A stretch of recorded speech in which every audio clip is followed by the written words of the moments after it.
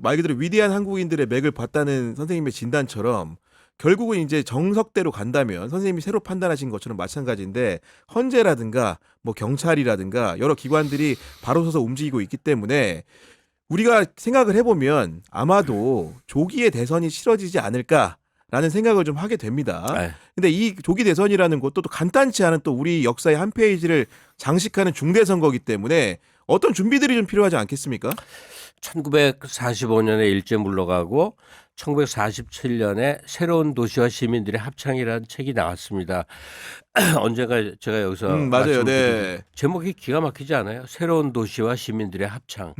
지금 우리가 다시 한번 불러야 할 때거든요. 그러면 다양한 정책 견해는 당연한 거잖아요. 그럼 저도 n분의 1의 다양한 정책 견해. 근데 사실 이게 주류인데 그냥 이재명 시대가 한번 왔으면 좋겠다. 왜냐? 여러 가지로 검증된 똑똑한 사람이 한국을 한번 다시 한번 이렇게 쥐고 가야 어떻게 된다. 우리 윤석열 통해 봤지만 나쁘고 무능한 자가 통치권자가 됐을 때 수십 년간 쌓아온 여러 국가적 성취가 얼마나 일거에 무너지는지를 봤잖아요. 네. 그래서 지금부터 두 가지만 얼른 마무리 얘기로 할게요. 이재명 정권이 올 확률은 지금 저는 매우 높다고 생각을 해요. 현실적으로 그러하죠. 지금 보면의 지표가. 정상적으로 선거가 치러진다면 100% 되는데 또 사법적 장난이라는 게 하도 그래서 이제 노심초사를 하는 거죠. 그 지금 우리가 직면한 문제가 무엇냐를 정말 전문가들이 고민을 해야 돼요. 그러니까 윤석열 정부 말고 그냥 한국이라는 정치, 경제, 사회, 문화적 현실 속에서. 근데 그 구구형처럼 이제 노련한 기자들이 보는 이제 국면들이 있을 거예요. 그러니까 제가 좀 서툴게 본다 하더라도 그 반응을 좀 해주세요. 네. 우리가 그렇게 가난해졌는가? 가난해졌다. 그건 아닌 것 같지 않아요? 아, 그렇죠. 네.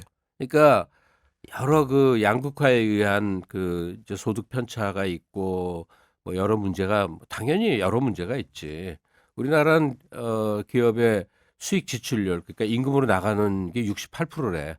최선진국만큼 나가는 거야. 그러니까 되게 건강한 나라거든. 네. 분배 구조가 구조에서. 네. 그 후진국이라는 게 30% 40%밖에 안 돼요. 대만이 40%야. 그 점에서는 분배율도 되게 높은 나라거든. 그러니까 소비 여력들이 있는 거예요. 저는 우리가 직면한 게 그 비전의 상실이에요. 이게 뭐냐면 몇십 년 동안 굉장히 나빠서 데모도 하고 누구를 공격도 했지만 전반적으로는 잘 돼가는 걸 늘 경험을 했거든. 맞아요. 예. 근데 이제 안 될 것 같은 거야. 불안감이 엄습해 있어요, 이미. 예, 안 많은 될 것 국민들한테. 같은 예. 그 비전의 상실, 희망의 상실은 정말 두려운 거예요.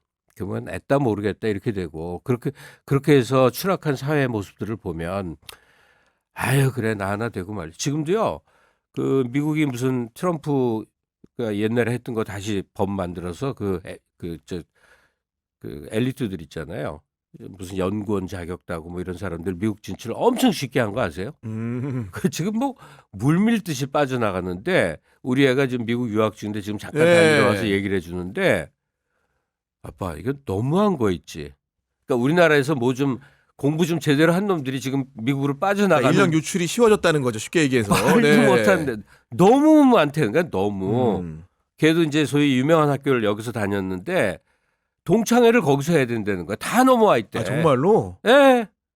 그러면서 뭐 얘가 수치를 한참 말해줬는데 내가 이제 이걸 다 귀담아 안 들어서 기억을 못 하는데 지금 한국의 비전 없음 때문에 여러 가지 교착. 그러니까 윤석열 정부 때 그게 가속화된 문제인데 그냥 어떻게든 빠져나가는 거예요. 그러니까 이 브레인 드레인이라고 그러잖아요. 그렇습니다. 네. 돈의 유출. 돈의 유출이라고 하는 거. 이게 지금 뭐 그걸 지금 별로 기사화 안 하는 게 이상하다는 거예요. 근데 하여튼 그밖에 뭐 자본 두뇌 유출만 있겠어요? 자본 유출서부터 나도 돈 뭐 몇백억 자산 가라면 해외에다 땅 사지 국내 사겠냐고. 그러니까요. 뭐 여러 가지 비전 상실이 진짜 문제예요. 그래서 저는 그 이재명 대표를 그 굉장히 기대를 하고 훌륭하신 분이라고 생각을 하는데 이제부터는 불만만 말할 거예요. 네. 왜냐하면 나머지 불만 다 좋습니다. 본인이 잘하고 그러니까, 있으니까. 네. 그 살아온 그 피난 역사 때문에 고통받는 사람들에 대한 공감과 연민과 사명감 너무 잘 알겠어. 그리고 여기까지 왔어. 생애 축적이니까요, 그거는. 네. 그런데 민주당은 김대중이 정리한 당이거든요. 중산층과 서민의 정당. 맞아. 근데 그동안 사실 서민의 정당이 더 큰 가치였어요. 근데 이제 중산층 정당으로 바꿔야 된다. 탈바꿈을 좀 해야 된다. 예, 네. 예. 왜 그래야 되느냐. 국힘 때문에 그래요. 지금 국힘이 보이는 행동을 보시라고 중류나 중상위층들이 그동안은 국힘이 내 당이야 믿고 왔는데 그랬다가는 어떻게 되겠냐고 나라꼴이. 약간 어느 정도의 교육 수준과 도시에서 살고 약간의 형편이 되는 사람들이 내 당이라고 여길 수 있는 정책을 싫어도 민주당이 자임을 맡아줘야 된다고.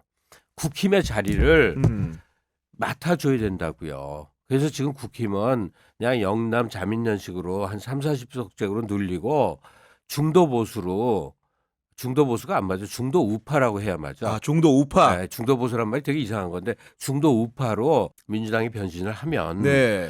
뭐 이재명은 거의 죽일 놈 소리를 듣겠지. 그리고 많은 사람들이 탈당할 가능성이 있어요. 그러면 용해인, 한창민 같은 친구들과 야당 만들어서 키워라. 이거 옛날부터 제가 하던 얘기 아니에요. 그러니까 민주당은 태생부터가 국힘과 달라요. 누구 집 자식이고 연고매서 그거하고 다르다고. 당 문화가 그래도 현실 세계에서 건강한 당이거든. 네. 그러니까 민주당이 중도 우파의 책임을 자임을 하고 포지션을 옮겨가고, 네. 비판 정당 강경 야당으로 용해인 한창민 같은 유형의 사람들이 민주당의 일정 부분을 흡수를 해서 싸우는 구조로 이렇게 가야 맞아. 이재명 대표 어차피 희생의 역사를 살아왔잖아요. 그러면 어려운 서민들을 위해서 눈물 흘리는 일은 안 하셔도 돼 이제. 왜냐 그 할 사람이 너무 많이 들어와 있어 야당에. 지금 야당에. 중도 우파 자리를 가져가려면 그럼 뭘 해야 되느냐. 네. 그냥 제도약이에요. 한국경제 제도약. 우리는 1차 성공에 2차 성공의 체험이 있는데 20년 동안 지금 정책이에요. 1차 성공 박정희 중화학공업, 2차 성공 디지털 전환 DJ가 가장 크게 키운 거예요. 1차, 2차까지 온 다음에 우리도 나도 선진국이야를 신나게 누렸어. 근데 그 뭐 좀 깜깜하지 않아요? AI 얘기하면 우리나라 명함도 못 내밀어. 한참 하단에 있죠. 남의 거 빌려 써야 되는 상황입니다, 지금. 예. 뭐 로봇도 뭐 레인보우 로보틱스가 뭐 보니까 뭐 전체에서 아무것도 아니더만. 그러니까 소위 최첨단 분야에서 우리가 과거에 몇십 년 누렸던 영화가 이게 안 올 것 같아. 너무 겁나지 않아요? 그러니까 한국경제 이제 세 번째 제도약의 기틀을 이 국가가 마련하는 거 있잖아요. 기업 단위에서 네. 하는 거 말고 디지털 전환이나 그 전에 중화공업도 다 국가 주도로 된 부분이 엄청 많잖아요. 그러니까 이재명 대표는 한국경제 제도약에 올인하겠다. 임기가 5년일 수도 있고 8년일 수도 있는데 그 씨앗을 뿌리는 역할을 해주셔야 됩니다. 그러니까 네, 그 보수 우파 정당, 그러니까 중도 우파 정당인 거죠. 이런 지향점을 말씀해 주셨는데 그 얘기를 우리가 앞에서 생각을 해보면은 김영삼이나 김대중 같은 사람들이 걸어온 길에 빗댄다면은 좀 어떤 식의 좀 이렇게 우리가 좀 이해를 좀 할 수 있도록 정치적 비전 좀 어떻게 좀 가져가야 될까요? 그 YSDJ는 뭐 너무 많이 알려져서 쉬운데 그분들은 이제 그렇게 표현하면 되게 이상하지만 그렇게 표현을 할게 뭐 상대적으로 쉬웠어요. 그러니까 하나의 척결, 금융 뭐 실명제, 그다음에 DJ 때 했던 중요한 조치들, 남북 관계, 그렇죠. 뭐 이런 네. 것들, 그거는 너무나 큰 틀의 해결책이. 근데 지금은 이제 섬세한 해결책이 필요한데 김영삼이 3당 합당을 통해서 민정당을 흡수한 거잖아요. 그래서 민정당이 강화됐다기보다 그 상당한 기간 동안은 민주통일당, 김영삼당이 확장된 거예요. 다시 지금 민정당으로 돌아간 거지만. 그러니까 그 지금 말하시는 대로 YS가 민자당을 그러니까 3당 통합을 통해서 민자당을 결성해서 주요하게 내세웠던 국가 정책 같은 게 저는 오히려 그 지금 이재명 정권이 들어선다면 상당한 모델이 될 것 같아요. 주류 정책으로서. 그건 네. 한마디로 세계화였거든. 그때는 이제 김영삼 시절에는 세계화라는 용어가 아직 안 생겨서 국제화라고 했던 거 아세요? 아 그래요? 예. 그때 국제화라는 말을 썼어. 아 지금 세계화란 말이 너무 입에 다 있어가지고 예. 너무 어색하게 느껴지 국제화라는 거는. 네. 아니 그것도 그렇고 그때 처음 나온 말이야. 이 양극화란 말도 원래 있던 말이 아닌 거 아세요? 노무현 아. 대통령이 처음 시작한 말이야. 그 발언을. 예, 네. 용어라는 게 어떤 시기에 만들어지잖아요. 음. 근데 DJ 그러니까 원래 그 선모 그러니까 안목은 원래 그 전에 노무현 노태우 때 있었어요. 북방 정책이 그런 그렇죠. 거였잖아요. 네. 근데 그걸 본격적으로 문을 연 거는 그래서 이제 그 금태환 그 돈도 변동으로 하고 뭐 자본시장 열고 하여튼 뭐 어마어마하게 많은 일이 그때 벌어졌잖아요. 그때 네. 너무 많이 벌려갖고 IMF도 맞이하긴 했는데 그 첨단 산업 분야에서 그런 식의 이제 개방 정책을 취하면 좋겠는데 제가 좀 무식한 얘기를 하자면 그 이제 첨단 분야에 국가 투자를 많이 해서 미래 먹거리를 이재명 정부가 만들어 주세요라고 할 때 그럼 뭘 하는 겁니까라고 하면 의대를 가서 의사가 되는 것보다 같은 실력을 지닌 애가 이공계를 가서 기업체 연구원이 되면 소득이 더 좋아지고 신분 안정이 더 보장되게 만들면 된다. 그러면 가능하다고 생각해요. 그런 아예 그런 교육의 토대 조건 자체를 바꾸는 실험을 해야 된다. 아니 그러니까 네. 교육제도 바꾸고 하려면 또 복잡한데 여러 방법이 있더라고요. 중국형 모델을 가져가도 되지 않나? 내가 LG 입사를 했어. 아니, 그러니까 석박 과정부터 대학 시절부터 다 해당이 되는데 네네. 한 개의 사례만 드는 거예요. LG에서 반도체 아니 SK 하이닉스의 반도체 HBM 연구원을 하고 있어. 그러면 내 연봉이 뭐 한 1억 5천쯤 될 거야. 그죠? 그러면 이 일정 자격을 갖춘 사람이 국가에 신청을 하면 보조금을 2억이나 2억 5천 받아. 그럼 자기 월급과 국가 보조금을 합치면 3, 4억이 되는 거야. 이 정도가 되면 미국에서 스탠포드 나온 친구인데 멕시코계야. 그래서 미국에 남나 자기 나라로 돌아가나 그러다가 또 다른 선택지로 보니까 한국이 있어. 한국 취업이 훨씬 익사이팅해. 유입이 되겠죠. 예. 유입이 되는 그 조건 마련해 주는 게 그 일이에요. 결국 그런 선생님 말씀대로 그렇게 된다고 한다면 지금 우리가 두뇌 유출을 걱정하고 있는데 그런 부분들도 우수한 자원들을 국내에 묶어두고 뭔가 산업의 새로운 기틀을 만들 수 있겠다. 뭐 이런 생각도 들기도 하는데 그런 산업 정책의 비전이 또 하나 있다고 한다면은 또 이제 문화적인 차원에서 한국의 위상을 뭔가 좀 고양할 수 있는 정책이나 이런 것도 필요하지 않을까요? 그러니까 오늘 얘기의 이제 마무리인데 윤석열이라는 그야말로 트레바스를 만나서 우리가 뻥 했는데 이제 기어 나오는 중이거든. 그럼 기어 나와서 간신히 살았다 하는 수준이 아니라 이제 잘 돼야 될 거 아니야. 그걸 이재명 정권으로 본다는 얘기예요. 저는 이재명 정권이 하면 기본 하시지 말고 제도약, 소위 성장 전략을 보여주시라. 그게 지금 요구될 때다.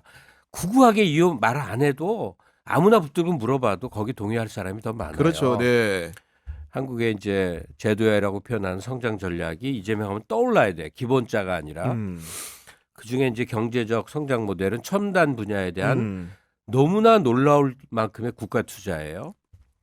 그리고 또 하나가 이제 뭐가 빠져있냐 지금 얘기하시는데 한국의 브랜드 이미지에 있어서 K컬처가 얼마나 중요한지는 뭐 말해 못해. 맞습니다. 네. 근데 누구나 지금은 해외에 거주하는 지인이 있을 거 아니야. 친구도 있고 친척도 있고 뭐 여러. 누구나 그 연락을 받은 걸 내가 받고 있는데 결혼하였고 스위스에 가는 미국에 있는 우리 아이 또 캐나다 사는 친구 하여튼 있어.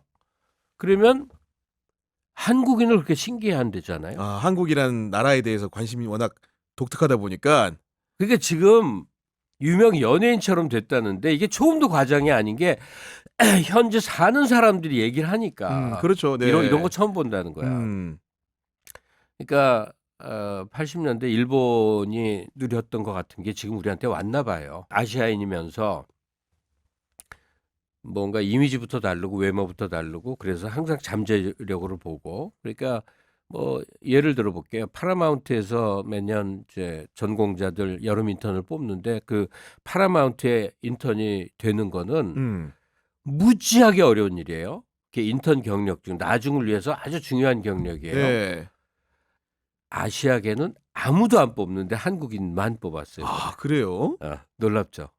야. 그 문화적 가치를 어느 정도 인정한다는 거 아니겠습니까? 그 그러니까. 나라에 대해서. 예. 그러니까 아시아계는 뽑은 사례가 없는데 한국인만 뽑은 거야. 아니 그 뽑힌 사람을 얘기를 내가 들어서 하는 거야. 누구 집 자식인데. 요는 K컬처는 그냥 우리나라가 보유한 여러 가지 중에 하나가 아니라 그 브랜드 같은 거란 말이죠. 네. 이재명 대표와 너무나 절연돼 있어. 아무것도 떠오르질 않아. 문화하고는 특히나. 예. 예. K-팝 할 때 이재명 대표 떠오르는 오징어 게임 할 때 이재명 대표 떠올라요? 아무것도 연결이 안 돼 있어. 왜냐? 이분이 관심이 없었던 거야. 재판 맨날 받느라고 자기 생존에 급급해야 되고 대여 투쟁해야 되고 고민해야 되고 이러느라고 컬처하고 너무 분리돼 있는데 똑같이 어려운 고난을 겪은 DJ는 마이클 잭슨 포옹하는 거 보여주고 맞아요. 서태지 예. 좋아한다고 그러고 뭐 그때 또 누구였지? 이경규랑 맨날 노는 거 맞아. 보이고 예. 이제는 그 유명 연예인하고 친근한 것만으로 그 전엔 됐는데 지금은 그냥 그런 수준의 사회는 아니니까 K컬처를 형성하는 주역들 있잖아요. 저는 뭐 백종원 같은 사람 네. 무슨 그 방시혁. 방시혁이나 JYP 같은 사람들 뭐 하여튼 막 줄줄이 있다고 생각해요. 그분들과 정책 간담회 하는 모습이라도 해야 된다. 형식으로 하지 말고 진짜 배워라. 이럴 때는 이재명 대표는 가르치는 존재가 아니라 배우는 존재의 노릇을 해줘야 되거든요. 어쨌든 그래서 K컬처에 대해서 크게 미래 비전을 뭐 하나를 던질 수 있어야 돼요. 김대중은 그랬잖아. 일본 대중문화 개방 이게 상징하는 바가 엄청 컸거든. 그러니까 마음대로 들어오라고 연 거거든. 네. 그랬더니 우리께 나갔잖아. 그러니까요.